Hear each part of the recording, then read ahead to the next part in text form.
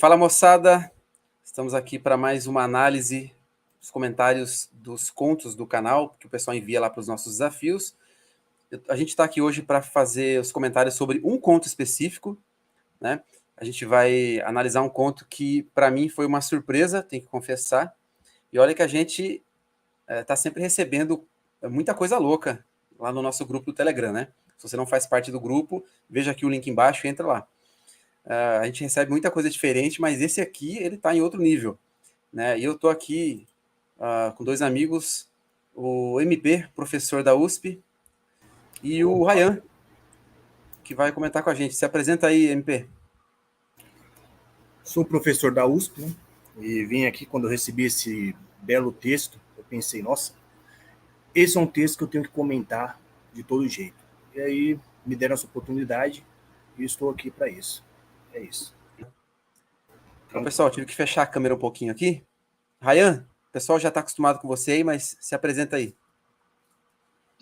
E aí, pessoal, vocês devem me conhecer pela série que eu estou fazendo aí no canal, de analisando os contos, de análise, né, dos contos do Lovecraft. Estou fazendo todos os contos.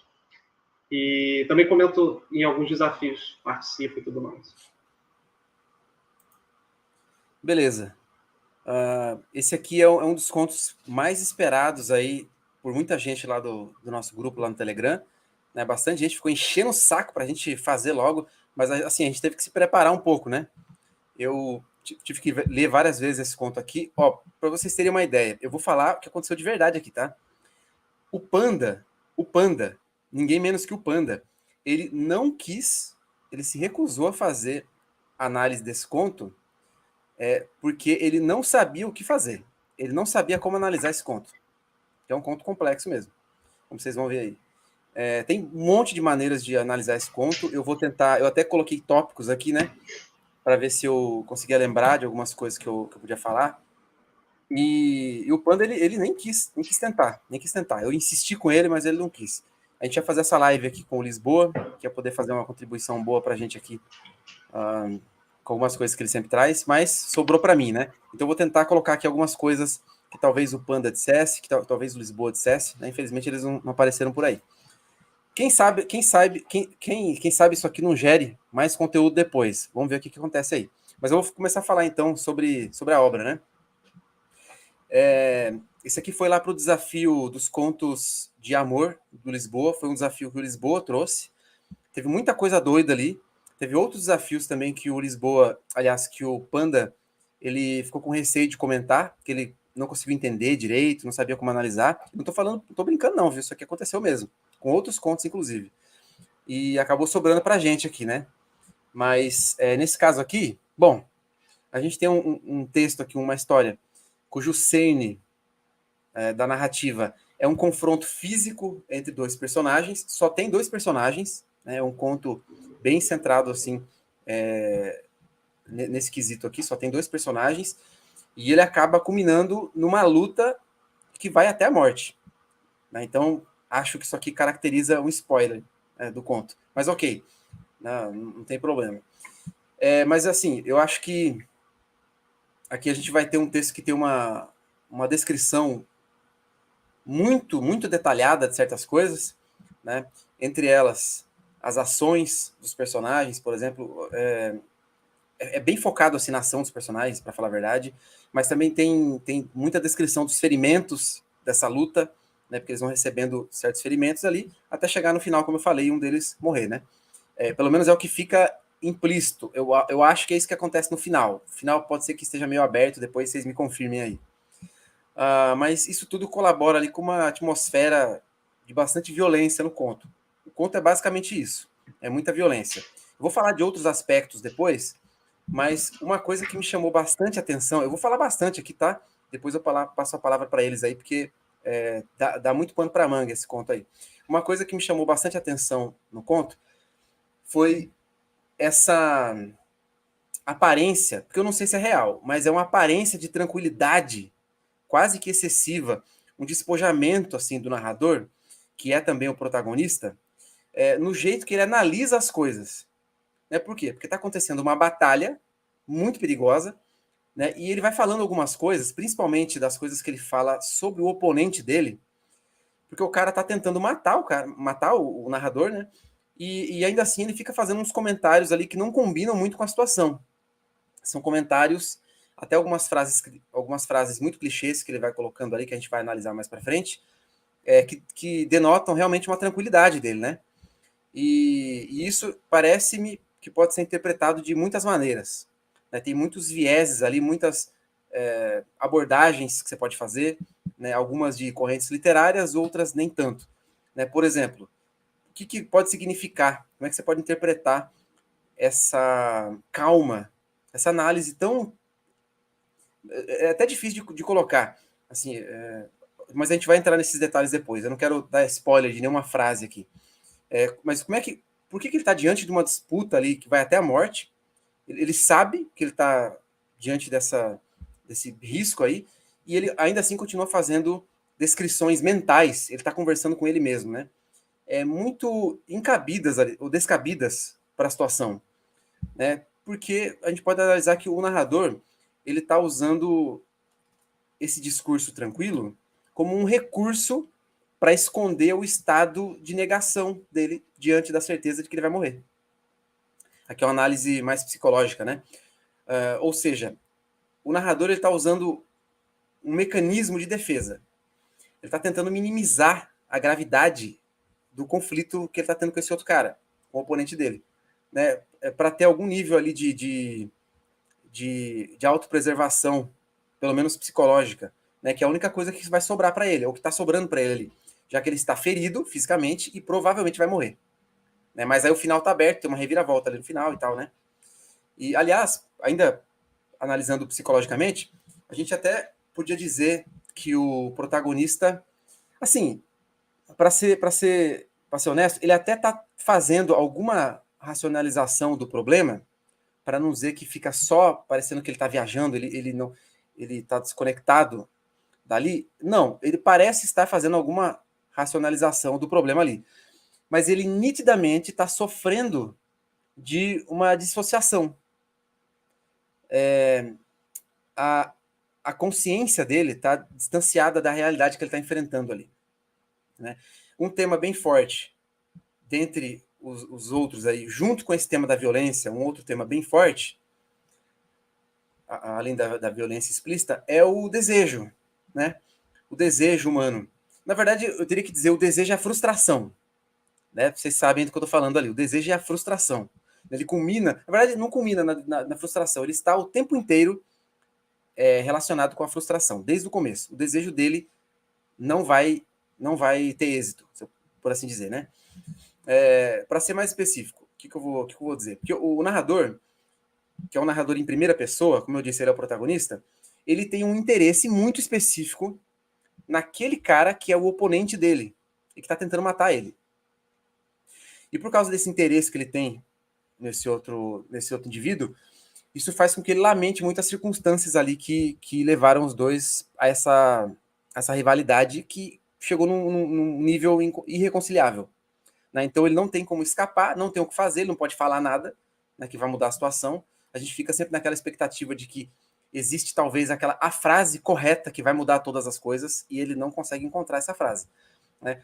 Uma característica dominante desse personagem, bastante evidente, é a coragem dele, eu poderia dizer, mas você vai ter uma ideia melhor se você ler, né? Ele tem uma determinação, se a gente puder dizer assim, porque ele está claramente com medo, ele vai morrer, né? Não parece ter alternativa,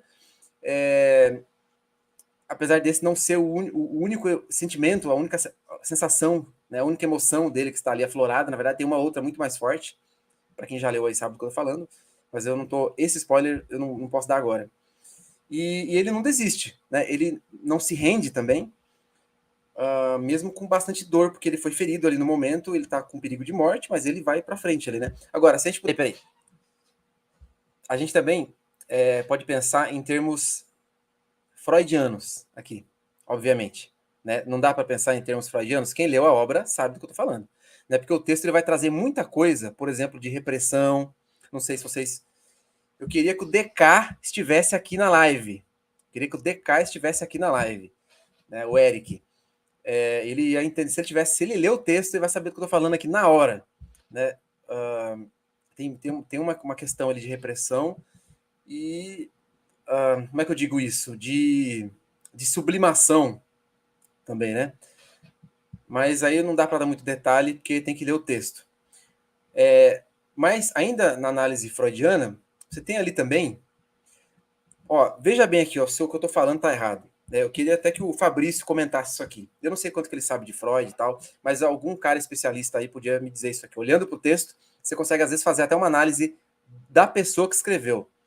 Né? Isso aqui, você consegue identificar, por exemplo, ali o superego sendo representado pelo desejo de sobrevivência do protagonista.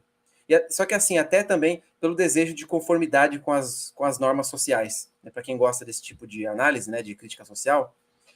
E esse superego sendo representado ali pelas sensações, pelos desejos do personagem, vão entrar em conflito com o ego que me parece aqui aparecer nessa busca de gratificação imediata. Não é isso que acontece no conto? Né? O personagem também, enquanto ele está nesse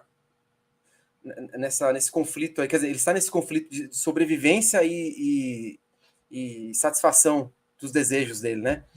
Que são desejos que só aparecem na cabeça do personagem, ele nunca explora isso verbalmente e nem nas ações, porque nos atos ele só está tentando sobreviver. Mas na cabeça ele tem essa busca que a gente pode talvez até chamar de...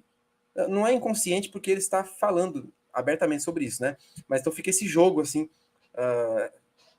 superego e ego, ou não necessariamente assim, né? Vocês vão ler o texto lá e vão saber. E é claro, a gente consegue extrair, por exemplo, o pessoal vai pegar as referências aí, o que a gente consegue extrair do aspecto simbólico? Né? Vamos pegar uma parte boa aqui, né? Aspecto simbólico. O que a gente consegue extrair daqui? Será que tem simbolismo forte nessa obra? Olha, eu não sei se o autor diria que ele fez de propósito, mas com certeza tem um simbolismo muito forte aqui, né? Porque você vê claramente, eu errei, conflito. Você vê claramente ali um conflito entre, se eu for entrar bem fundo aqui, entre o Eros e o Thanatos. A gente está estudando bastante mitologia grega aí, e se o pessoal está meio por dentro aí da terminologia, já sabe o que isso representa, né? E é verdade, eu não estou mentindo aqui. Você tem um conflito óbvio entre o Eros e o Thanatos, que foi exatamente o que eu acabei de falar. Né?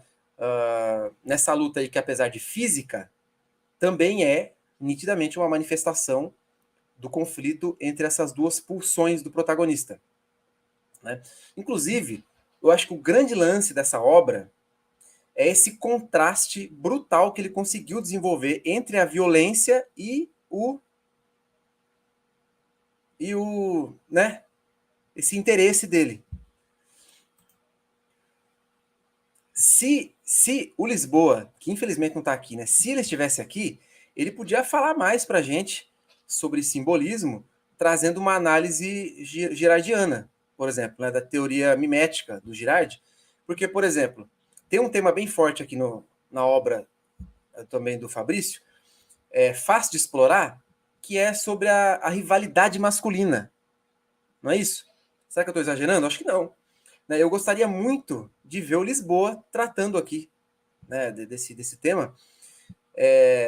E essa rivalidade, bem ao estilo René Girard, ela realmente é levada às últimas consequências, né? Porque o final lá parece trágico, mas a gente não tem certeza. Eu acho que sim, né? Enfim, deixa eu ver aqui. Que outro tipo de análise dava para fazer aqui, né? Uma análise pós-moderna? Será? Eu não sei o que dizer. Bom, tem um lance de castração da masculinidade também, não tem? Aliás, quase literalmente, né? Acontece uma hora lá, mas aí eu não quero entrar em detalhes. Enfim, tem bastante coisa ali que dá para analisar. O Panda podia fazer umas análises muito interessantes aqui, à luz de alguns autores. Mas uma última coisa que eu quero falar aqui é do final, né? O final acaba ali quase como nas descrições que o Shakespeare faz das lutas dele. Porque eu não sei se vocês estão acostumados, o que vocês leram de Shakespeare, o MP sabe que as lutas do Shakespeare, pelo menos nos materiais que eu não li tanta coisa, eu li, eu acho que seis peças dele. E uma que me vem à mente agora, obviamente, é a Romeu e Julieta, né? Porque as lutas são assim, lutaram, fulano morreu. É só assim, é só isso. Ele não entra muito. Por quê? Porque é uma peça. Então, no texto, você subentende que você não precisa descrever, porque quem vai fazer isso são os atores. Aí o texto ele é bem conciso, né? E o final dessa obra aqui do Fabrício, ela acaba assim também. Ele fala bem assim, ó, a frase é exatamente essa aqui, ó. Eu separei aqui, é assim a frase, ó. Tive que usar muitos golpes, mas no final eu prevaleci. Acaba assim, né? Então, o grande lance do conto é a ação, é a luta, são os ferimentos. Mesmo assim, ele escolhe, quase que numa reviravolta estilística ali, encerrar, né, do jeito bem conciso. Eu diria até que num estilo minimalista, né? Mas essa aqui é a minha análise, então eu passo a palavra aí para quem quer começar. Eu vou fechar um pouco a câmera. Posso começar. Pode começar, então. Posso começar? Bom, como o Antares disse, né, esse texto ele é bem complexo e ele bebe muito nas fontes dos antigos. Então eu tive que ler esse texto várias vezes, fazer algumas releituras, principalmente de Homero. O final realmente é shakespeariano, mas a descrição das lutas, elas são homéricas. Porque elas são simples, cheias de realidade, de sangue. E você consegue perceber ali a criação que Homero fazia nos seus textos. Então eu acredito sinceramente que esse conto é extremamente relevante para a cultura brasileira. Ele tem uma simbologia, né? Eu não sei se o Antares comentou toda a parte simbólica que tem nesse texto. O que faz ele ser uma obra de arte, mas a simbologia, ele tenta trazer essa simbologia para o tempo moderno, que é o seguinte: os homens que lutam contra o seu lado afeminado e muitas vezes perdem essa luta. Então, ao ler o conto, você vai ver esse conflito interno que acontece em alguns homens, onde o lado feminino quer dominar o lado masculino. E no fim, a gente não sabe quem venceu desse conto aí. Outro ponto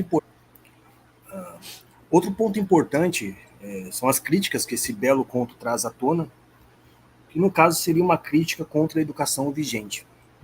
Veja, ele é um ótimo escritor, isso aí não dá para negar, excelente escritor. Porém, ele escreve mal de propósito. Isso ele está demonstrando o que acontece na educação brasileira, que ele está formando diversos analfabetos. Outra crítica que eu acho que é interessante que esse texto faz, mas essa é ligada à literatura, e que é uma crítica serena, muito tranquila, que é ir contra as histórias que não tem pé nem cabeça, mas que só vai jogando ali um monte de desgraça sem sentido nenhum. E esse autor, ele pega isso e coloca em sua essência para demonstrar como isso é terrível e como transformar essa coisa terrível em algo belo. Eu acho isso lindo. Eu acredito, sinceramente, que esse autor ele deve estar ao lado de autores grandes, né, os autores grandes brasileiros, como Machado de Assis, por exemplo. E esse conto deve se tornar um cânone da literatura brasileira. É isso que eu acho. Eu vou lutar por isso dentro da USP, para que isso aconteça imediatamente, porque realmente é uma coisa incrível que eu nunca vi na minha vida. Essa é a minha análise. Beleza, obrigado, MP. Suas primeiras considerações, Ryan? Cara, o que eu vou comentar depois de vocês terem... confesso até que achei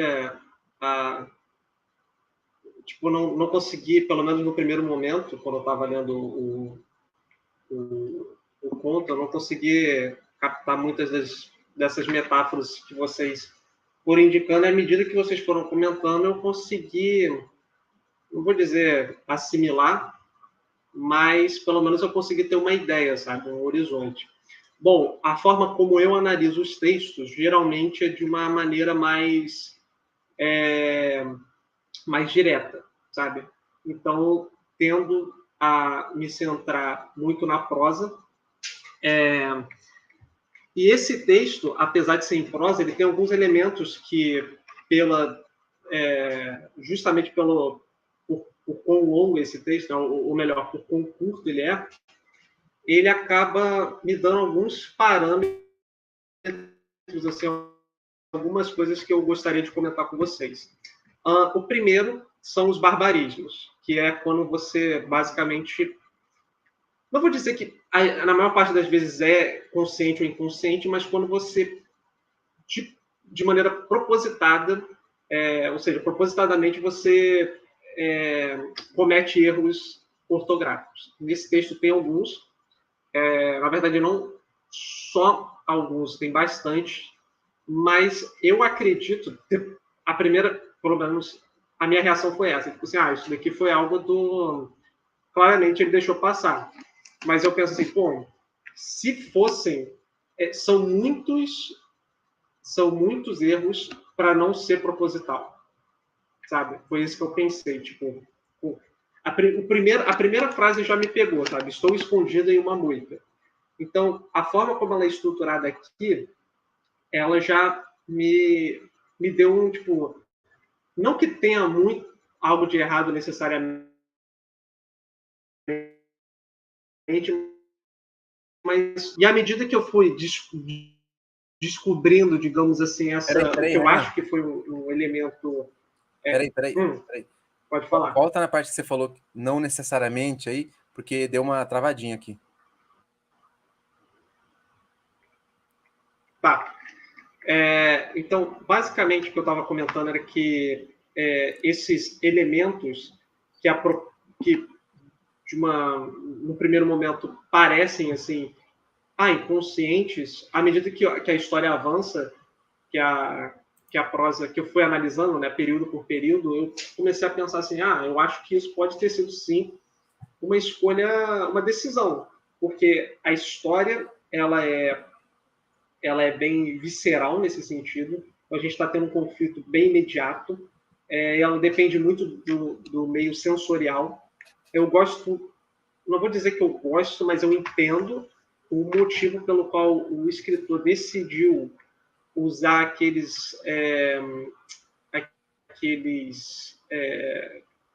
essas expressões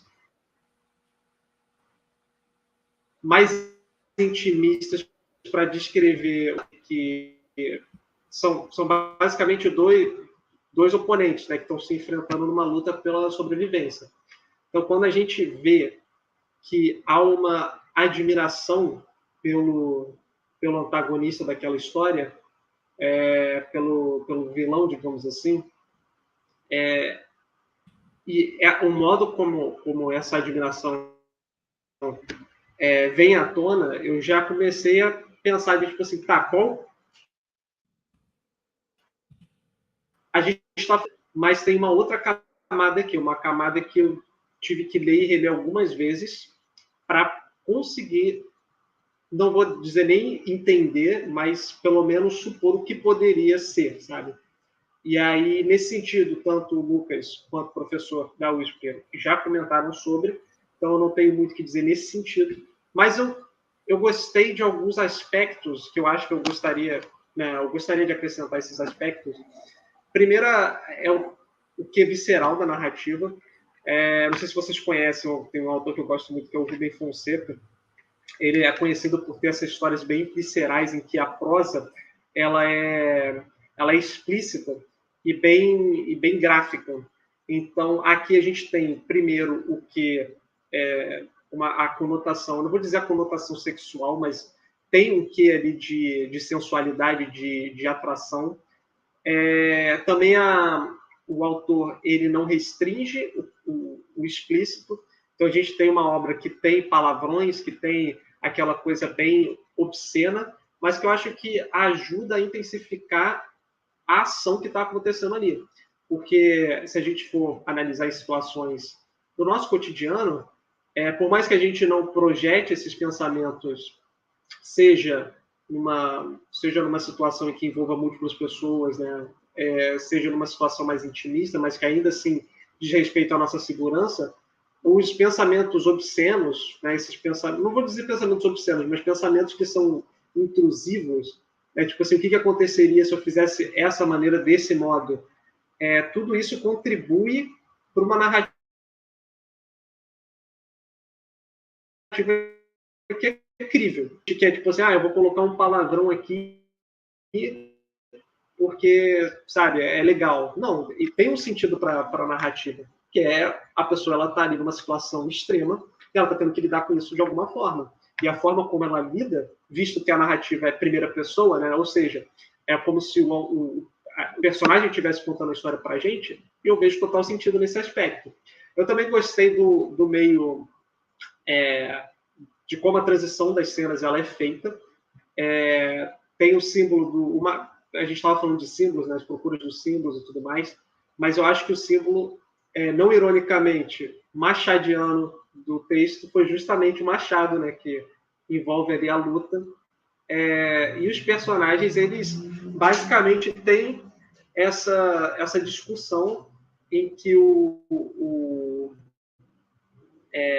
se a gente for analisar, né, o Machado, pelo menos como eu enxerguei ele naquela narrativa, ele serve o que a gente pensa no primeiro momento, uma ferramenta, né, um machado para cortar árvore, mas que nesse caso a gente também associa a uma arma que a gente pode utilizar em um combate. Então esse lance machadiano, que o Machado de Assis ele fazia isso de modo assim, sabe, com primazia, de você pegar um elemento, por exemplo, eu lembro até hoje de ter lido, não sei se vocês leram Memórias Póstumas de Brás Cubas, mas tem um capítulo inteiro que tem como símbolo a borboleta. Não lembro agora qual era o capítulo exatamente, porque ele gostava de escrever também, assim como o Fabrício, contos curtos, né? Então, narrativas bem curtinhas que iam se interligando para formar uma grande história. Então, nesse sentido, eu gostei muito da utilização do Machado. Não sei se foi uma referência consciente, acredito que tenha sido, porque depois de tudo que eu vi e de vocês comentarem também, eu acho que no mínimo válido, assim, mesmo que não fosse a intenção, eu acho que, pelo menos a referência que eu tive, com o repertório que eu tenho, né, a interpretação que eu tive nesse sentido, tornou a história interessante. E o terceiro ato, eu gostei que ele o terceiro ato, assim, se a gente pudesse dizer, no sentido da cena específica, de como ela termina. Eu vou discordar do Lucas aqui, nesse sentido, porque você falou que você teve uma interpretação mais em aberto, né, um final em aberto. Sinceramente, eu não tive essa interpretação de final em aberto. Para mim, ele foi bem conclusivo, sabe? Porque a gente está discutindo a ideia da barbárie humana também e de ceder aos desejos. Então, acho que quando tem aquela luta, a gente consegue entender muito bem o que a gente está vendo aqui. Só acontece por causa da luta, sim, só acontece por causa da luta. Mas, essencialmente, não é sobre a luta. E aí, quando você entende isso, o texto termina. Vai de novo aí, ó. Você falou assim, ó, que a gente consegue entender muito bem, essa frase travou. A gente consegue entender muito bem nesse caso, o que eu quis dizer é que a gente entende muito bem que o texto, o conto, né, ocorre, a premissa é sobre a luta. Então, tipo, se não fosse a luta, a gente não discutiria esses aspectos, mas à medida que a gente entende os temas, né, que permeiam, sejam eles a ceder à barbárie, inclusive o personagem, né, tem uma frase de efeito que é justamente de eu não vou ceder, né, se eu não me engano, tem essa citação, tem esse trecho no texto, e aí também tem aquela interpretação, tá, você não vai ceder o quê? A resistência física que está ocorrendo pelo combate que está acontecendo, ou algo mais introspectivo, que você já está discutindo, que convida o leitor a pensar sobre. Então, no geral, eu achei um texto, cara, eu achei um texto que eu confesso que eu gostaria de ter, mas isso, nesse caso, sou eu como leitor falando, não estou querendo impor algo como certo, mas eu gosto de narrativas longas, eu acho que daria uma excelente narrativa longa também nesse aspecto. E é isso. Acho que é o máximo que eu consigo comentar sobre. Tá, deixa eu fazer mais alguns comentários, então, porque conforme vocês foram falando também, eu fui pensando em algumas outras coisas aqui, porque realmente o conto ele tá cheio de algumas coisas, até do aspecto simbólico, né? Tem mais símbolos ali que a gente não, que eu não tinha pensado muito, e vocês acabaram falando. E um outro que eu olhei o texto aqui agora, eu lembrei de uma coisa, eu fui lá conferir no texto. O primeiro deles, que vocês citaram, é o da moita, né? A moita ali que acaba, querendo ou não, significando ou denotando um lugar de segurança, né? Ainda que uma segurança temporária, mas assim, um lugar de refúgio, né? Então a moita tem esse simbolismo ali. Depois tem um momento ali das paredes quebradas também que ele cita, que são como, quem sabe, uma quebra de barreiras sociais, barreiras emocionais, psicológicas também, né? Uma outra coisa que eu pensei aqui foi que, olha só, foi o que o professor MP comentou, sobre a estética do texto, né? Porque a gente pensa sempre na estética, na beleza, como o valor fundamental para a poética, né? Mas aqui nesse texto ele quebra essa expectativa e ele consegue construir isso muito bem, porque você vai ver que o valor poético do discurso literário que o Fabrício desenvolve nesse texto, ele não é no óbvio, não é a partir do óbvio, ou seja, ele não está na beleza em si, assim como acontece no Lovecraft, que o Rayan é um especialista e poderia dizer sobre isso, né? O que o Lovecraft faz? Ele consegue desenvolver beleza, né? Ou seja, esse valor poético, mostrando o feio, mostrando o assustador, mostrando aquilo que não se consegue narrar ou descrever, né? Então não tem assim a beleza do jeito que a gente espera, né? Um valor humano bonito, não, é um desespero, uma angústia do começo ao fim, né? Muita tensão, muito suspense, e o Lovecraft ele desenvolve assim a estética dele, né? De um jeito diferente, né? Por isso que tem muita gente que não consegue engolir o Lovecraft, porque são pessoas mais limitadas mesmo. Eu estou falando isso de verdade. Agora, aqui a gente também vê um valor poético de um jeito muito peculiar, né? Você citou o Rubens Fonseca, você já leu o livro Carne Crua dele? Cara, já Ryan? ouvi falar, mas eu ainda não tive a oportunidade de ler. Então, nesse livro, realmente tem algumas aproximações, assim, porque o Fonseca, ele também explora, nesse livro, no Carne Crua, né? Olha o nome do livro.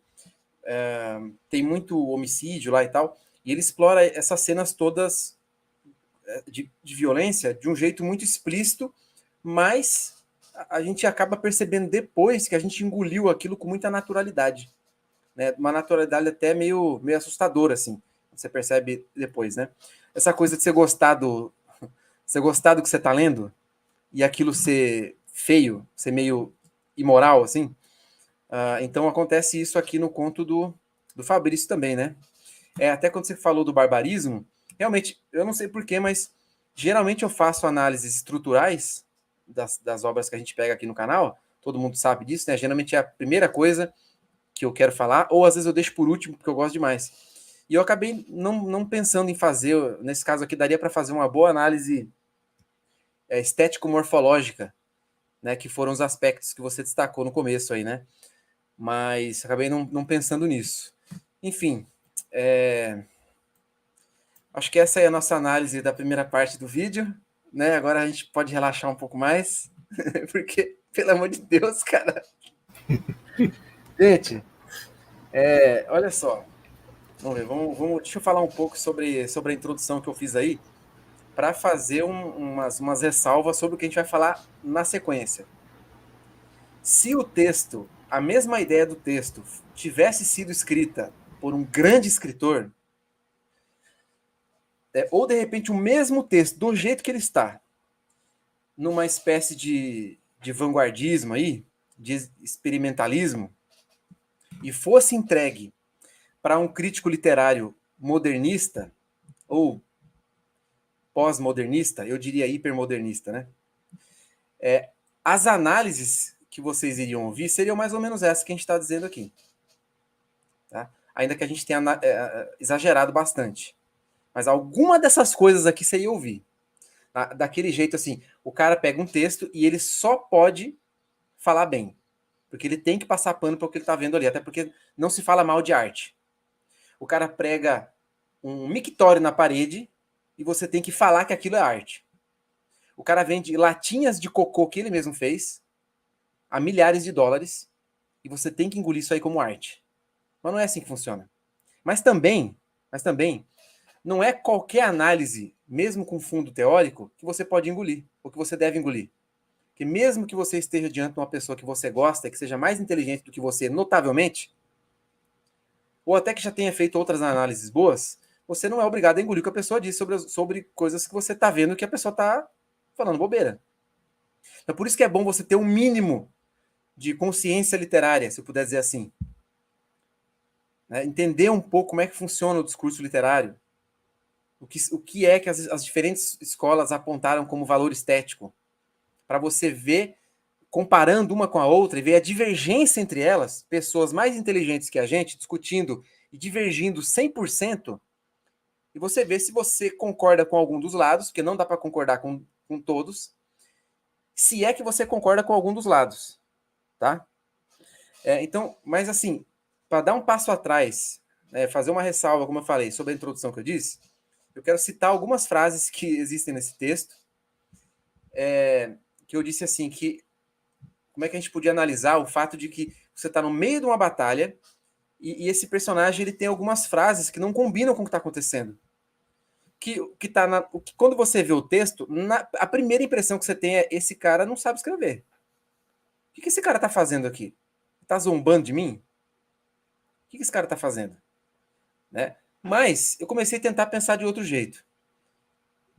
E se essa história estivesse bem escrita? Com as mesmas ideias que estão nela. Depois a gente vai ler algumas coisas.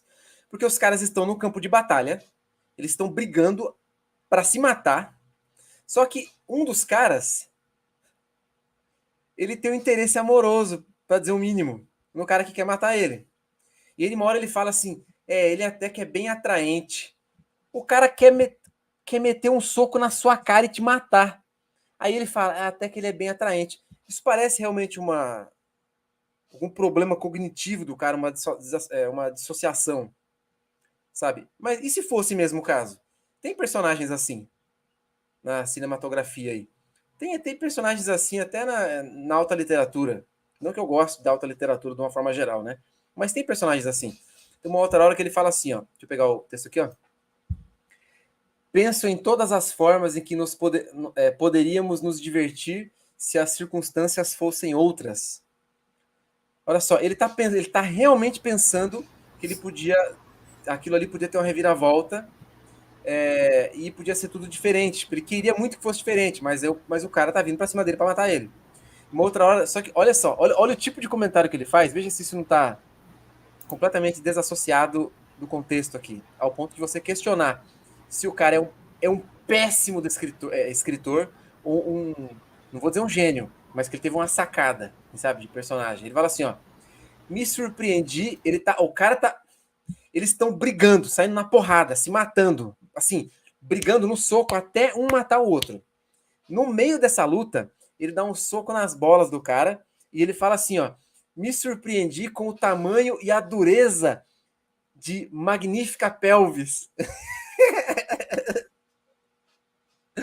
Ai, caraca, ele fala isso. Então tá, assim, os amados aí, os chegados aí do Gomadara, inclusive o Fabrício, me perdoem, tá? Os comentários que eu vou fazer aqui daqui pra frente. Eu tenho vários amigos homossexuais, mas esse nível de baitolagem, assim, na minha cara, eu não tô acostumado. Porque os caras que eu converso, eles são bem normais na hora de conversar. Eles são bem normais. Então, esse tipo de coisa aqui, eu não tô minimamente acostumado, tá? Então, assim, gente, tudo que a gente disse até aqui, claro que você consegue inventar isso, sabe? Eles estão se matando, ele tem que sobreviver, mas ele tá com tesão no cara. Então, você pode falar de uma briga, de um conflito entre superego e ego? Não exatamente, mas daria para fazer uma análise psicanalítica tentando falar isso, desse conflito? Tá, tem como. Tem como você falar, por exemplo, daquele exagero que eu falei, né? que é uma representação de Eros versus Thanatos? Claro que tem. Mas, tipo, o cara não pensou em nada disso. Sabe? Jamais teria pensado em alguma coisa assim. Só se o cara realmente for um gênio. Se ele for um gênio, se o Gomadara vier aqui e falar assim, não, esse meu amigo, ele tem 55 anos de idade, ele tem formação em tal áreas aqui, ele é sei lá, ele é professor não sei das quantas, e ele realmente, se você pegar a tese de doutorado dele, vai falar tal coisa aqui, ó.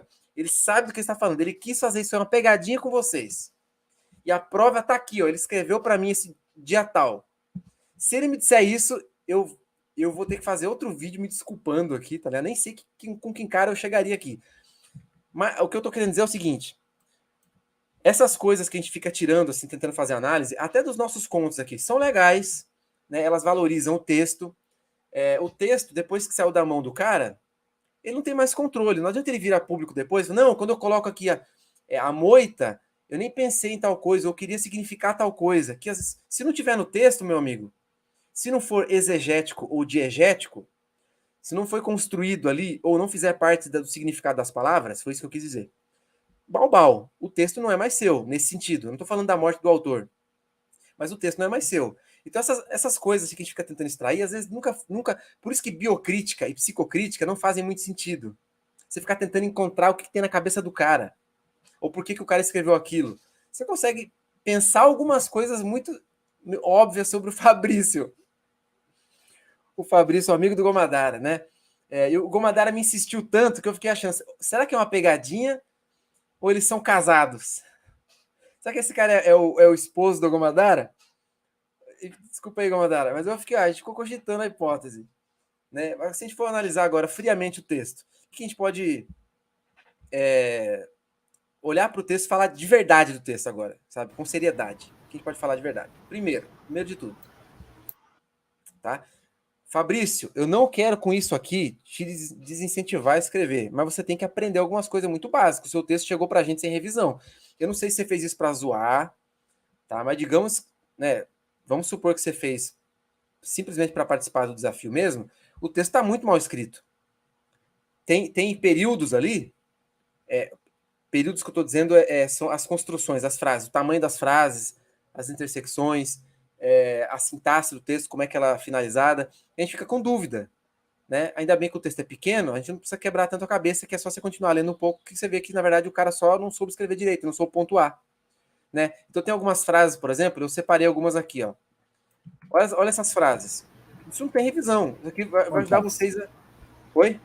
Você não quer ler o texto todo? Porque é curtinho. Para a pessoa ter um choque do que está acontecendo. Você quer ler? Quer ler o texto? Posso ler. Tá. Então vamos fazer isso aí, gente. Ó, eu nem vou cortar essa parte aqui, tá? Eu joguei uma frase ali nos comentários, provavelmente vai aparecer depois aí, mas então o professor da USP, o MP, ele vai ler o texto. Tá, lê aí, tem o texto completo aí para nós. Vocês terem a noção do que a gente está lidando aqui. Sim. Estou escondido em uma moita.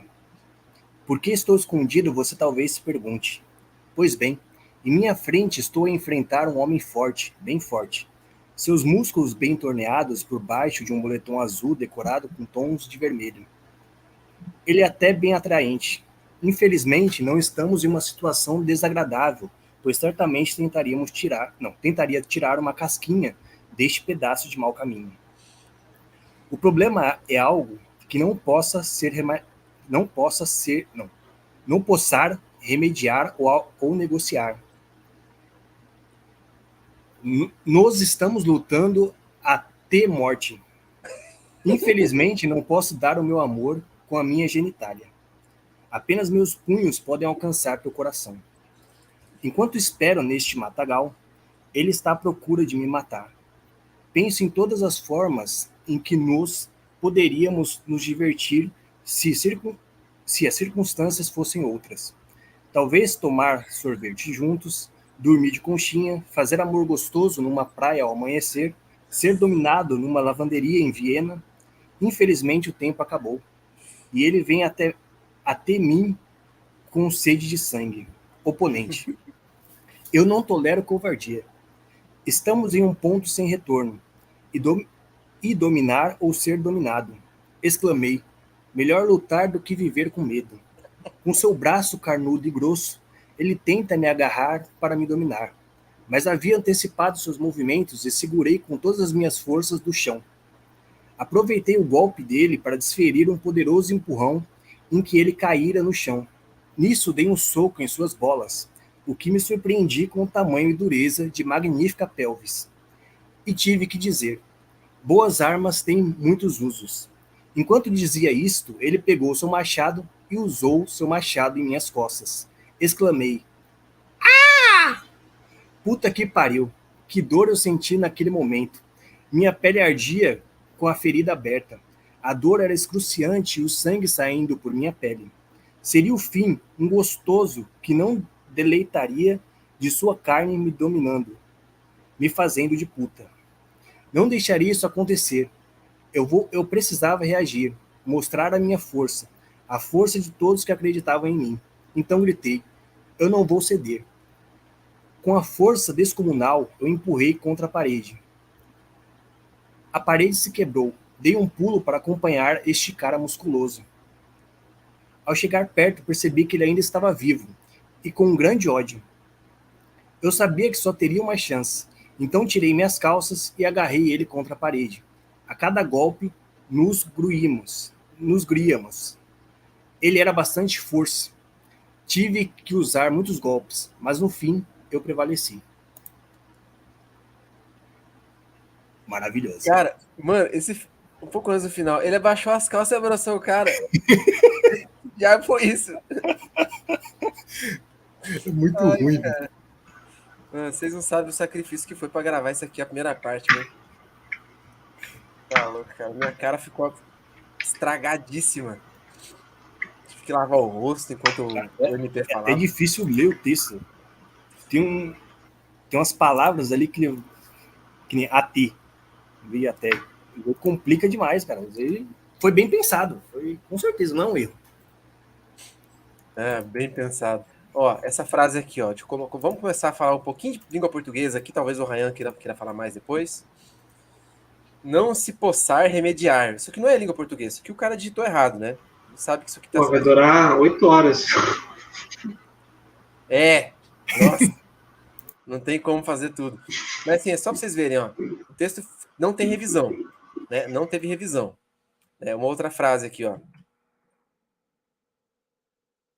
Ai. Aí, ó. Ele está à procura de... Tá tudo errado, tá vendo? Ele não revisou. Né? Ele não revisou a frase. Ele não revisou o texto. Nós estamos lutando até... Olha só que coisa esquisita. Tá vendo esse... Ele é esta. Tem isso aí, tem outra vez que ele faz também. Tem pelo menos 2 vezes que eu lembro que eu vi. Aqui de novo, ó. O que significa isso? Que ele talvez não saiba escrever direito mesmo. Né? Ou ele pode ser um gênio, fez uma pegadinha com a gente. Né? Mas é difícil de achar isso. Aproveitei o golpe dele para desferir um poderoso empurrão. O que aconteceu aí, né, meu? Então, assim, tem coisa que não é só erro de digitação, não. Parece que... Ó, tem que... Quer ver uma outra frase? Que aqui ele demonstrou problema com os tempos verbais, ó. No que ele caíra no chão. No que ele caiu, meu amigo. Não tem que inventar. Caíra... Quando você for escrever assim... desse jeito aqui, você tem que pensar assim, ó, o que significa o caíra? Havia caído. Pusera, havia posto. É isso que significa. Então não tem como ter um caíra aqui. Aqui é caiu mesmo. Tá? Não precisa inventar. Tá? Ô, Fabrício, desculpa aí o jeito de falar. Tá? Mas não precisa ficar triste. E ele colocou cairá, né, cara? No texto tá cairá. Tipo, ele não colocou tá com cair. Tipo, ele colocou o... então é cairá. Tipo, ainda há de cair, sabe? Tipo, eu não entendi até no momento. Tem muito problema sintático e de pontuação, como por exemplo aqui, ó.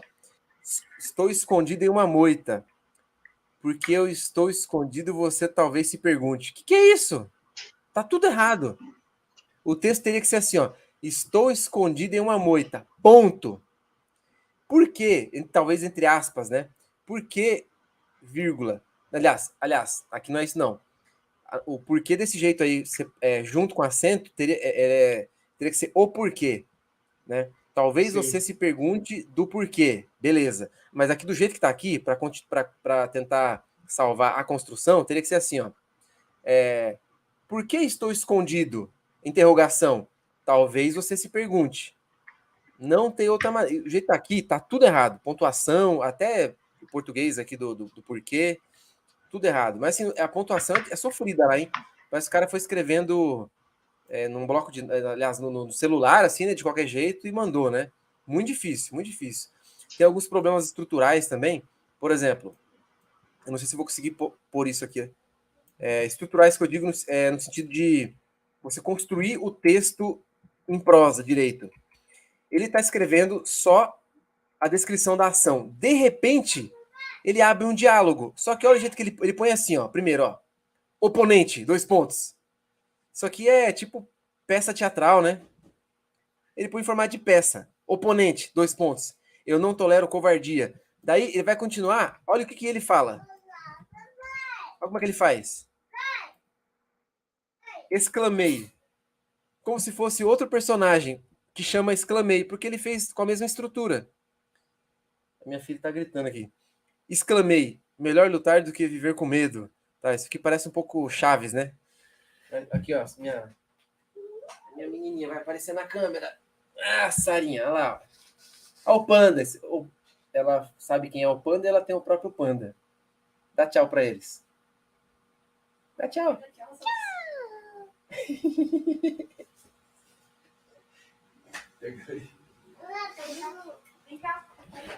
Ai. Enfim, então isso daqui, ele tem uma dificuldade mesmo em saber descrever o texto. Como é que ele vai escrever a estrutura do texto, né? Calma aí, gente. Ai, chutou água do cachorro. Essa parte eu vou ter que cortar. Só fechar aí. Olha, ainda bem que não é live dessa vez, hein? Quer ver, ó? Alguns problemas estruturais. Peraí, deixa eu fazer de novo. Continuando. Peraí, como é que eu vou fazer? Bom, tem alguns outros problemas estruturais ainda, como, por exemplo, ele não saber como é que você escreve uma expressão. Claro que a gente tem liberdade para escrever, por exemplo, onomatopeias, né? O cara disse lá um blá blá blá que eu não entendi. Você pode escrever isso no texto. Né? E barulhos de porta batendo, você pode pôr isso aí. Mas assim, para começar, é meio cafona e você tem que ter uma justificativa para fazer isso. Quer ver uma outra prova de que ele não estava pensando poeticamente, se eu for dizer assim, né? Ou literariamente? Olha isso aqui. Então gritei, eu não vou ceder. Assim, precisa disso aqui? É igual assim, ó. Uma vez eu recebi um texto que o cara toda hora usava exclamação. O Ryan sabe como é que funciona isso aí. Toda hora o cara fazia uma frase, ele não sabia pôr ponto. Tudo tinha exclamação. O que acontece? Teve uma hora que ele teve que falar um negócio com mais ímpeto, ele pôs 3 exclamações. Aí teve uma hora que ele teve que gritar, o texto não tinha mais força. Como é que ele pensou, então, em fazer para o texto ter mais força? Ele pôs um tanto assim de exclamação. Pôs umas 10 exclamações. Você entende o que o cara está fazendo, mas tá certo isso? Esse é o problema, por exemplo, né, daquele desafio que a gente fez lá, de você tentar tirar os adjetivos e os advérbios. Quando você carrega o texto com certas coisas, quando você finalmente precisa usá-las, o seu texto tá fraco, ele enfraqueceu as coisas. Né? Então esse é um outro problema. Um outro problema também, a gente está tentando, tô fazendo agora uma análise séria, né? Problema de construção de personagem. Quer ver, ó? Esse aqui é um problema básico, a gente via bastante lá no Newton Nitro, né? Só uma referência a ele aqui. Olha o jeito que ele insere o personagem. Em minha frente estou a enfrentar... Que frase ruim, cara. Em minha frente estou a enfrentar... É claro que frente e enfrentar não tem relação. Não tem relação. É só cacofônico, né? É cacofônico. Exato. Isso mesmo. O cara não teve nenhum cuidado com a preparação da frase. Né? Então, estou à minha frente a enfrentar um homem forte. Bem forte. Aí ele precisou pôr para garantir que era forte mesmo, ele precisou repetiu forte, mas colocou aí esse bem maiúsculo, em caixa alta. Faz sentido fazer isso. Né? Aí ele continua falando. Se você já explicou que o cara é forte, bem forte, por que ele vai colocar ainda que os seus músculos bem torneados, não sei o que lá? Não precisa falar isso. Né? E aí ele podia ter feito só essa parte aqui, né? Com músculos, se bem que é meio constrangedor isso aqui, né? O cara tá vindo pra cima dele pra matar ele e fala, nossa, que músculos bem torneados por baixo do moletom. Aí, não sei por que descrever a cor do moletom. O Lisboa gosta de fazer isso aqui, ficar falando a cor das coisas e tal. Eu gosto de fazer isso aqui se a composição fizer sentido, né? Mas que não tem tanto problema. Bom, o que mais? Outras críticas aqui. Ele tem expressões clichês que o problema não é a expressão ser clichê. O problema é a expressão ser clichê e injustificada. Ele do nada tá falando lá, ele escreveu errado ainda, né? Pecasso. Ou será que eu que digitei errado isso aqui? Não sei. Talvez eu que digitei errado. Mas ele fala do pedaço de mau caminho que ele tá olhando lá. Daí ele tem duas expressões seguidas. A outra é essa aqui, ó. Ele fala, aquele pedaço de mau caminho, queria tirar uma casquinha. São duas expressões que a minha avó usaria. Convenhamos. Né? E não tem contexto para ser uma expressão tão velha assim. Faltava ele falar assim, é uma brasa, mora. Tá ligado? Cara, Quebra o tom. Oi? Quebra o tom do texto, né? Porque você começa super intenso e pensa, caraca, o que vai acontecer? E de repente o cara tá falando um jargão que é... Ele pode até falar isso, mas dado o contexto daquele momento, é muito fraco, cara. Você fica deslocado, tipo... Deslocado que eu digo no sentido de confuso mesmo. O leitor fica confuso com isso. Se você fica fazendo isso, ele fica tipo, peraí, será que eu tô pulando personagem? O que tá acontecendo? E ainda nessa sentido. Mas, olha só, uma outra coisa aqui, ó. Se a gente for ser bem gentil com ele e tentar encontrar... como é que eu vou chamar isso aqui? Força retórica nas frases, tem essa frase aqui, ó. Que ele tentou fazer uma coisa um pouco mais poética aqui, né? Uma metáfora. Ele fala, ó. Ele fala que ele... Como é que ele fala antes? Que ele vai dar um murro no cara lá, mas ele fala que apenas os meus punhos podem alcançar seu coração. E acaba que, por causa do contexto todo, perde completamente a força retórica o texto. É uma frase boa, né? Ainda que ela seja um pouco esquisita, porque como é que ele ia alcançar o coração do cara com os punhos? Só se ele fosse bater e tentar conversar. Mas aí não ia ser com os punhos. É muito figurado, né? É muito figurado, Mas tudo bem, né? Mas assim, essa construção de nada vale. Porque ele joga tudo fora, assim. Não tô nem falando porque o texto tá ortográfico e gramaticalmente mal escrito, não. Mas por causa das construções mesmo, né? Se a gente puder falar uma coisa de cada vez, né? Tem uma outra frase aqui, ó. Ah, não! Gente do céu! Isso aqui é uma outra parada. Olha só. Conversando com o Gomadara, ele mandou essa frase aqui para mim que o Fabrício mandou para ele. Olha isso aqui. É a explicação dele. O texto é uma alegoria. Quer dizer, é uma encenação desses dois caras. O tal de Xante, eu não sei como é que pronuncia, Xante, e do Darius. Gente, eu joguei no YouTube Xante versus Darius. Falei, o que é isso aqui? Eu nunca ouvi esses nomes. Será que tem alguma mitologia aí, bizarra aí, que eu não conheço, né? Às vezes a falha é nossa, né? De não conhecer o negócio, né?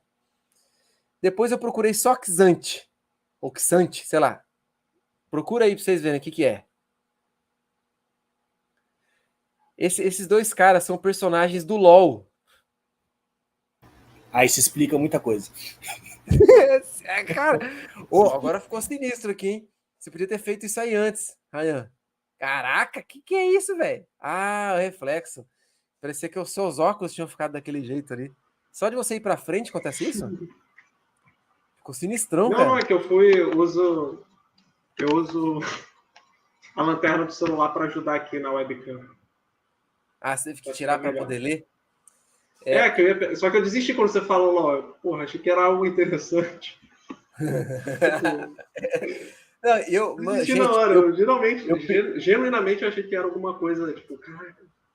não, então, por causa dos nomes, até, né? Dois nomes interessantes, né? Eu perdi uns 20 minutos tentando descobrir o que que era isso, cara. Eu não vou nem perguntar pro Gomadara. Deixa eu tentar descobrir, porque vai que é alguma coisa meio que eu tinha que saber, né? Falar, será que é alguma coisa que eu tenho que saber e eu não sei porque eu sou, sei lá, a minha, a minha, o meu referencial bibliográfico foi muito falho nesse ponto aí, eu não conseguiu cobrir, né? Caraca, velho. Aí eu procurei, putz, cara, o cara pegou dois personagens de LoL que eu nem encontrei nada deles dois lutando. Não tem assim, eu não sei, né? Eu não conheço nada de LoL, nunca joguei. Então eu não sei se tem alguma lore específica lá, né? Que justifique isso aqui. Mas, cara, olha o papo do. Ô, Fabrício, como é que a gente ia se importar com isso para começar? Tentei omitir o fato de que o protagonista, como é? Do protagonista ser o Xante lutando contra o Darius. Para começar, no LoL, tem essa patifaria aí, meu? Desses dois guerreiros aí se pegar na moita aí, meu? Tem essa patifaria aí, meu? Tipo assim, se você falasse que era esse tal de Xante com o Darius, sabe o que ia mudar?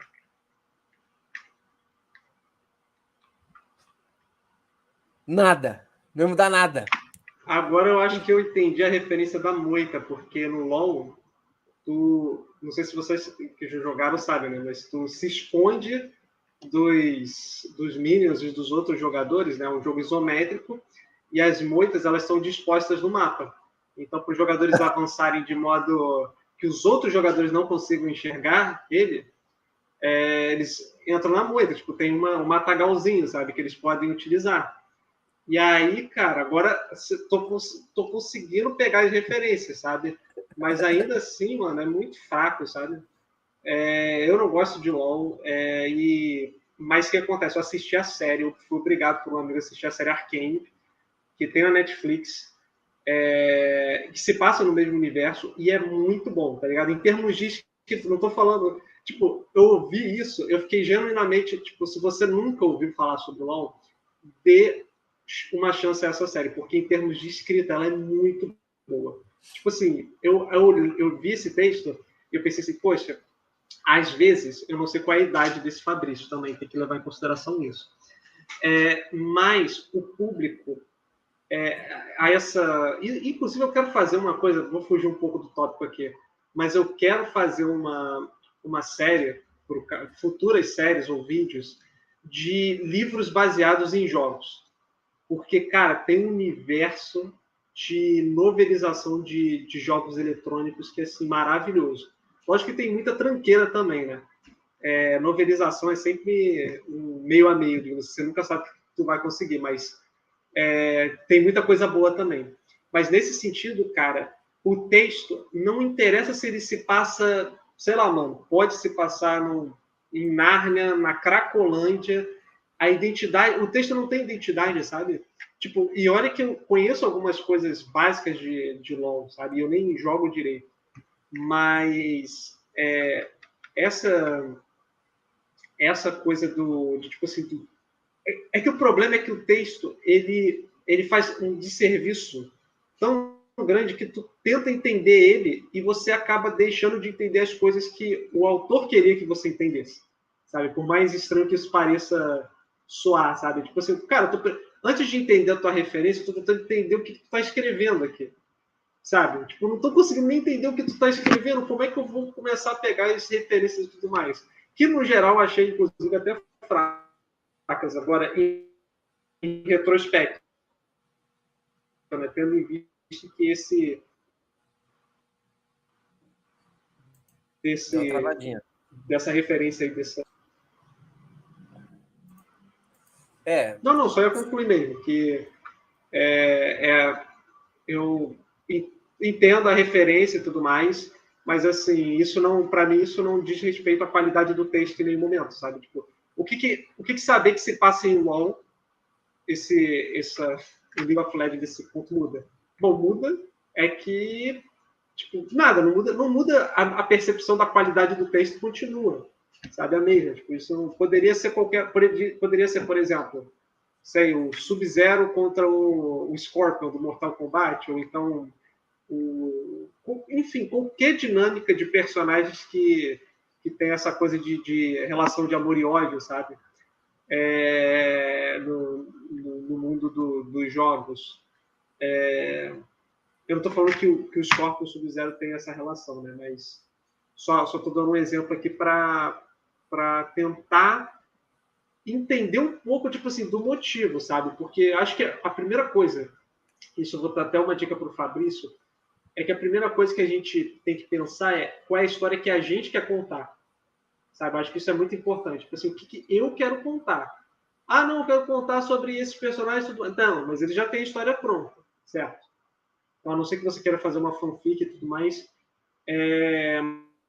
Mas ainda assim, cara, você tem que priorizar a qualidade do seu texto. Na hora que você escreve, isso diz respeito à sua produção de conteúdo, né? E aqui eu sinto que foi o que eu tinha comentado até com o Lucas, quando eu estava conversando com ele, sobre o texto, que é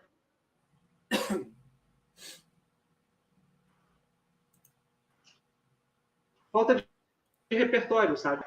É desse nível aí. Assim,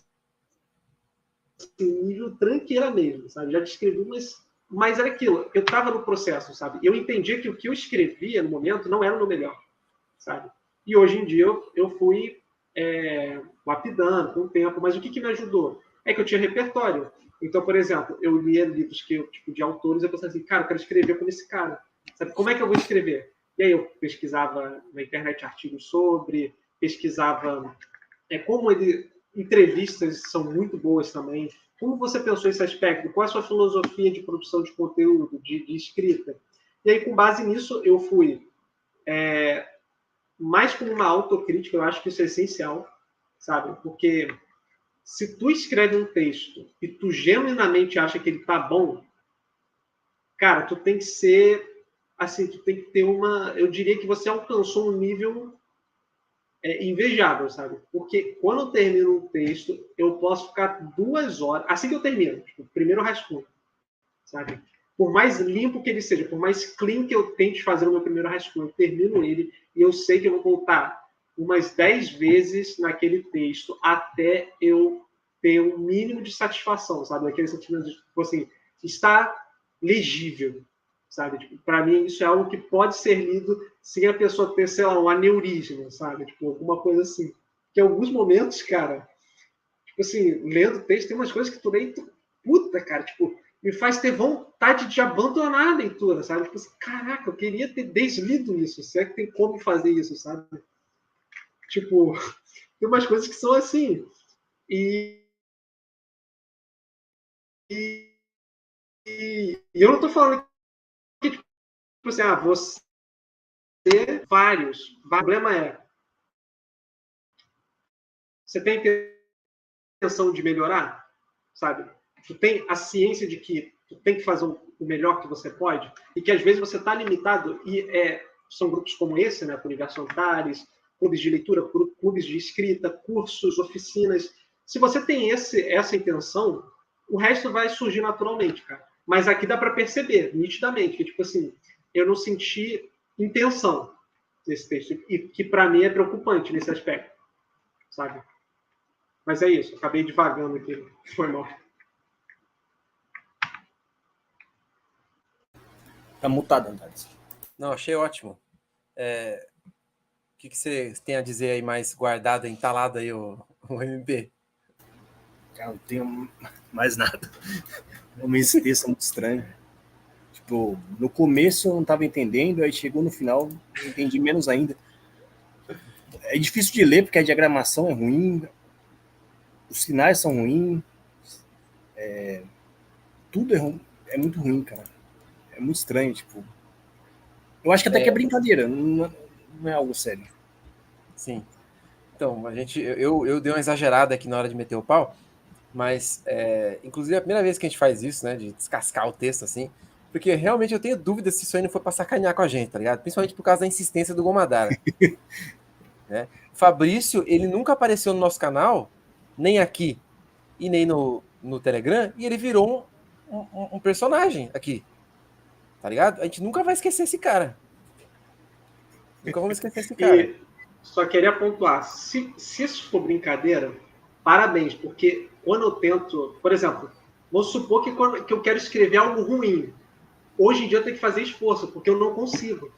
Eu fico puto comigo mesmo. Eu não sei se você já tivesse essa sensação de puta merda, cara. A gente olhar para a tela do computador e ficar tipo assim, meu Deus do céu, isso aqui tá horrível. Tipo, não sai, sabe? Tipo, não consigo nem processar direito. Agora, vamos supor, Fabrício, que você genuinamente quis dar o seu melhor aqui. Cara, não sei se você conhece, né? Sou o Ryan, tô lá no grupo no Telegram. Cara, eu faço uma call tranquilamente com você, separo uma tarde, de graça, não vou te cobrar nada por leitura crítica, e a gente refaz esse texto. Vou pegar a sua intenção, vou te dar diversos. Eu tenho aqui, ó, por exemplo, se você gosta muito de estudar sobre a escrita e tudo mais, tem excelentes livros que tu pode ler. Um deles, na minha opinião, é do escritor brasileiro. Ele é dono da... Dono não, mas ele é o professor da, se não me engano, da primeira oficina de escrita criativa do Brasil, que é o Antônio de Assis Brasil. Ele tem uma oficina chamada Escrever Ficção, e ele escreveu um livro com base nessa oficina. Não sei se vocês vão conseguir ver, provavelmente não, porque eu estou com efeito de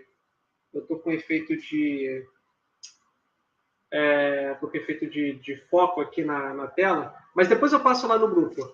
É um livro assim bem tranquilo de se ler, mas acima de tudo ele é muito útil.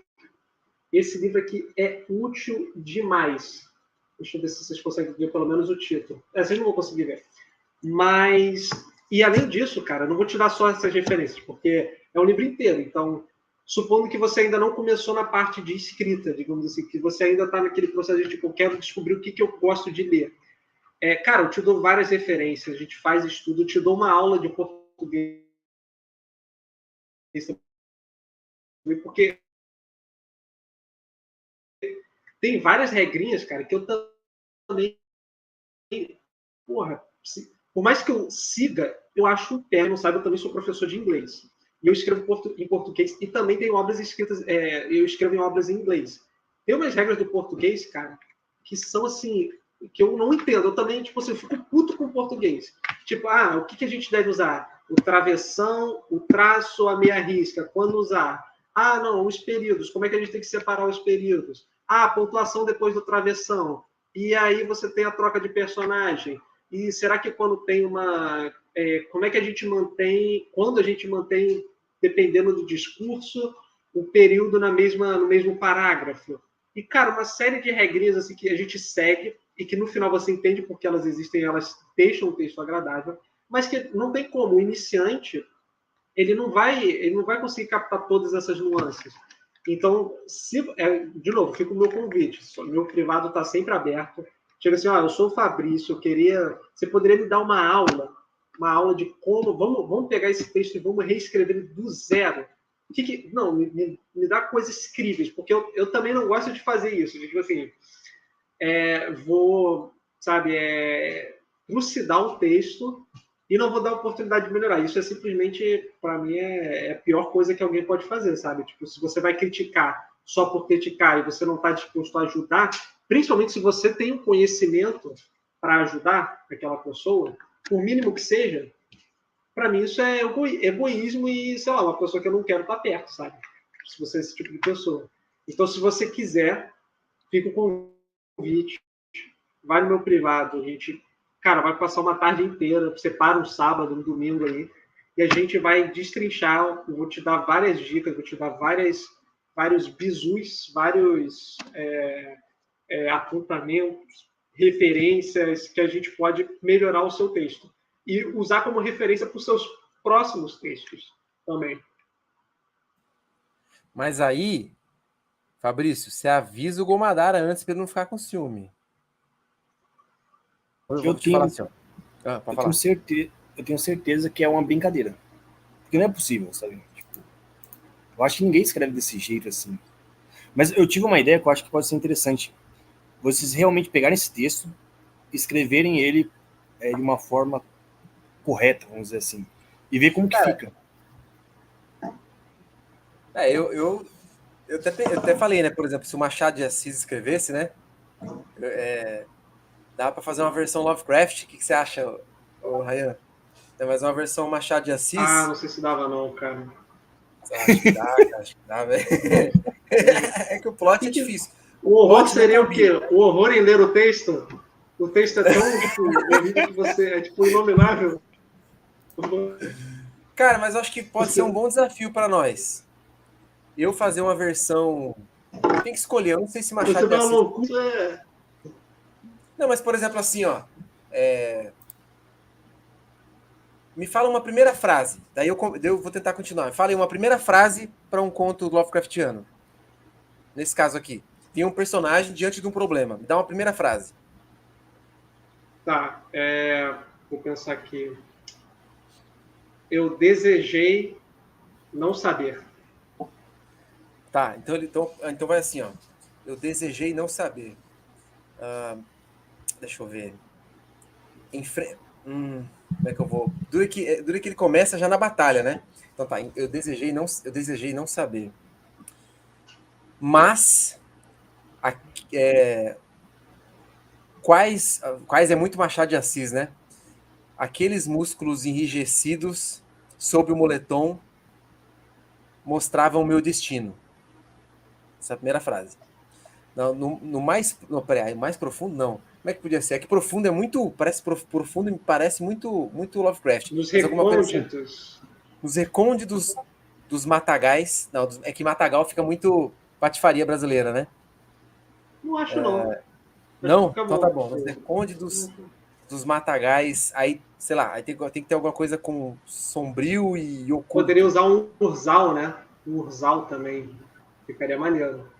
Nem conheço essa palavra. E aí alguma coisa assim, tá ligado? Ele fala que ele tá às sombras dos urzais, ocultando alguma coisa. Não sei, cara. E aí, sei lá. Bom, eu não sei. Eu acho que dá pra fazer. É que você que é o especialista em Lovecraft. Eu não sou do Lovecraft. Pra Machado de Assis é moleza fazer. Caro leitor, não se acanhe diante de qual relato. O que trago-lhes agora é a história de um impasse. Não é um impasse porque se resolve, né? De um embate inusitado que ocorre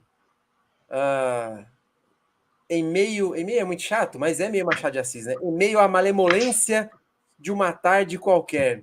Quem diria? Encontrava-me eu. Agora que vem a parte da descrição, né? Como é que a gente coloca esse negócio da moita aí? As sombras de um pequeno arbusto diante daquele que trajava, acho que cometeria um qual de novo aqui, qual moletom inesquecível, mostrando o meu destino. Colocaria, enfim, eu consigo colocaria fazer aquele o lho, sabe? Escondo-lhe o coração. Sim. Não por Nossa, causa do medo. Escondo-lhe vou fazer aqui, hein? Escondo-lhe o coração em meio aos urzais, não por conta do medo, mas pelo amor a palpitar aquele que seria meu derradeiro inimigo. Eita! E aí, tipo assim, esse estilo é bem machadiano, de, tipo, você pegar elementos simples, né, que no caso é o coração, e aí você começa a trabalhar com eles de uma maneira meio elucubrada, assim. E o Machado tem aquilo, né, que eu acho que ficaria interessante até nesse texto, porque o Machado ele é bem, como eu posso dizer, inocentezinho, sabe? Ele não gosta do... Não sei se vocês já viram, mas tem uma parada de uma das publicações do Machado de Assis que teve um erro ortográfico, não sei qual livro que foi, que ele ficou desesperado porque tinha tipo assim, dava um palavrão.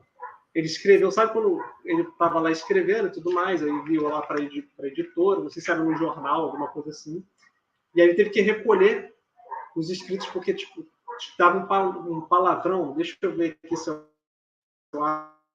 acho. Mas enfim, era uma parada assim, sabe? Eu tava escrevendo uma outra frase aqui. Porque eu fiquei curioso quando você falou, né, essas sutilezas, por assim dizer, né, do vocabulário dele, ou das descrições dele. E aquele soco nas bolas lá, como é que ia ficar, né? Eu coloquei assim, ó. Eu tava escrevendo ainda, vou ter que improvisar o final. Aproximei-me, ainda repleto da minha angústia. Eu tô pensando aqui, quem tá falando não é o Machado, eu não sei como é que ele falava. Eu tô pensando no Rodrigo Gurgel falando. Aproximei-me, ainda repleto da minha angústia. E num gesto que não sei de onde me ocorreu, emergi. Deixa eu ver, como é que é aqui que eu parei aqui? Não, ele fala. Ah, tá. Não é assim. Quando ele vem assim por baixo, é verdade, não é isso que acontece. Tem o soco nas bolas. O soco nas bolas eu não sei como é que ia ser. Tem que pensar. Mas depois ele vai falar. Quando ele arranca as calças lá e vai pra cima do cara, tá ligado? Despi-me. Uhum. Ó, minha mãe. O que ele diz? Ó, minha mãe não, meu pai, né? O que meu pai diria? Acho que tinha que ser uma frase assim, tá ligado? Ai. Ainda bem que meu pai não está vivo para ver isso, né? Eu colocaria assim, ó. Eu ia colocar assim, ó. Investir-lhe, aí o as craseado, né? Investir-lhe as ancas. As ancas que haviam de conhecer o que até então seria o seu verdadeiro terror. E meu inimigo desejaria ter morrido. Obrigado. Alguma coisa assim, sabe? Por fim, finalzinho dele. Travamos batalha. Travamos. Você tira uma, fazer essa elipse. Travamos batalha árdua. Por fim, emergi como vencedor. É assim que ele termina, né? Ele briga e vence. Acho que é isso, né? Enfim, cara, assim, essa parte é engraçado fazer isso, cara. Mas quem sabe a gente podia fazer um teste aí, né? Se você fizer, eu faço. E tem um fim, né? Não é assim que termina? Quando ele briga e ganha. Tem alguma outra frase ainda? Deixa eu ver o texto aqui. Isso, o fim, né? Que ele deixa claro o fim. Cadê aqui? Peraí. Isso é muito clássico também. Poucos autores fazem isso hoje você tá em falando dia. a palavra fim. Ele põe a palavra fim Sim, pra terminar, deixa né? o fim. Tipo, hoje em dia, isso é bem do. Eu não acho ruim, não, tá? Inclusive, tem muito autor que faz isso e eu acho legal você dar ênfase, tipo assim, fim. Sabe? Não, nesse Mas caso, o fim é impactante quando o que tu leu foi tipo assim, caraca. Sabe? o dele acaba meio broxante, né? Mas no fim eu prevaleci. Fim. Eu fiquei tipo assim, tá bom. Enfim, outra coisa, não tem nada daquele papo meu lá de final aberto, não, ficou bem claro aqui, né? Ele prevaleceu e aí acaba. A gente só não sabe se ele... Deixa eu olhar direito aqui. Ele era bastante forte, tive que usar muitos golpes, mas no fim prevaleci. A gente só não sabe se ele matou o cara ou se ele fez outra coisa, né? Roubou-lhe não somente o sangue, mas a dignidade, né, cara? Exatamente. Ai, caraca. A gente não sabe qual das partes do conflito do personagem que prevaleceram no final, né? Cara, se foi eu o gostar muito de Thanatos ou ver se ele foi o Eros. escrito. Eu ia gostar de uma volta, assim, uma jornada, mas esse estilo é muito Voltaire, sabe? Ele é rápido, sucinto. Se fosse pelo absurdo, esse que é o problema, eu acho, desse conto. É que ele tipo assim, você entende que o cara estava tentando ser sério, sabe? Tipo, pelo menos essa foi a minha interpretação. Eu acho que se fosse um conto pelo absurdo, eu acho que ele daria um efeito melhor, seria um conto mais divertido, sabe? Porque quando tu entende que é tipo assim, porra, mano, o cara realmente estava escrevendo a sério mesmo, tipo assim, drama, ele pensou numa coisa assim, dramática, eu acho que isso perde uma força. Agora, quando é uma coisa que nitidamente, escrachada, sabe? Tipo, vou fazer isso na zoeira, e deixar claro para o leitor que é uma zoeira, porque para a gente fica ambíguo. Então a sensação para a gente é ruim, é que o texto foi ruim. Mas se fosse, tipo assim, vou deixar claro que é uma zoeira, sabe? Ficaria, eu acho, muito mais divertido o texto. Uhum. Mas, enfim, essas foram as minhas considerações finais. Assim. E você, MP, faça aí as suas considerações finais. Eu não entendi esse texto. Até agora. Eu não entendi também porque você me mandou ele. Eu li assim, eu falei, nossa, o que é isso, cara? Porque eu pensei, quando você me falou, vamos fazer ali uma live, eu pensei, não, vai mandar um texto incrível, né? Não sei o que. Aí eu li e pensei, nossa, o que é isso, cara? Não entendi. Então eu espero que seja uma brincadeira do cara, né? Porque se não for, realmente a coisa tá bem crítica. E espero que vocês façam ali pegar esse texto aí, consertar e mostrar ali o que tem de ruim nesse texto, como é que pode melhorar. Acho que seria interessante para o canal. Eu vou ver, se o Ryan fizer, eu faço. Tem uma palavra que eu pensei, Pô, cara, uma palavra tanta coisa. Tem uma palavra que eu gostaria de ver nessa versão Lovecraftiana, que é a palavra colossal, para descrever o corpo do cara. Colossal. Tá ligado? Colossal. Lá, e eu vou registrar uma palavra que eu quero colocar aqui para minha versão machadiana, se eu for fazer. Nos recônditos de uma mente atrapalhada. Recônditos, pensei. Porque quando ele abaixa a calça e abraça o cara, ele tem que fazer. O Machado fazia esses comentários meio constrangedores sobre os próprios personagens, né? O próprio narrador. Então eu acho que eu falaria isso. Vamos ver. Mas enfim, acho que dá pra gente encerrar já, né? Obrigado aí por passar esse sofrimento junto comigo. Mas não foi sofrimento nenhum, na verdade. Foi divertido, né? A primeira leitura é meio... Você fica meio assim, chocado, né? Mas depois vai que vai, né? Fica divertido. Bom, mais uma vez, agradeço vocês dois, né? Desbloqueamos mais um personagem aqui no canal, o MP que tava aí, atrás da moita lá, o tempo inteiro ali, e não aparecia nunca, conseguimos aí. Né? Em breve a gente vai ter uma novidade aí com o MP, o nosso professor da USP oficial aqui, né? Analista literário.